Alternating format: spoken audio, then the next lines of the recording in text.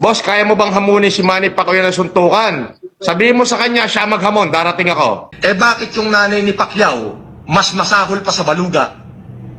Sagot. Kung may nasabi akong bagay, but it is not intended to be public. Private lang kaming nag-uusap. Natural, magalit ako kasi may involved akong pera eh. Pero ito ay indirect. Never kong sinabi yan sa channel ko. Never kong sinabi yan sa kahit anong vlog ko. Private, maaari noon. It is not intended to be public. Roel, ikaw na bahala magsabi kay Manny mo ha. Yung mga nagpunta sa kanya ng mga sulsol, sila ang nagpapakalat yan. Dapat sila ang kasuhan nila. At hindi nyo ako makakasuhan dyan. Unang-una, private yan. At hindi ko yan binidyohan. Sila ang nag-video niyan.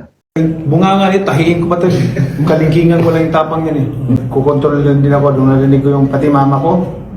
Pamilya ko nang masangkot. Tandaan mo yan. Ipakita mo sa kanya ito. Huwag mong paabutin na sukdulan na magagalit talaga ako. Kasi pag nagalit ako, niwala ka sa akin, hindi mo pa ako kilalang lubusan. Pasalamat ka, naging Christian lang ako.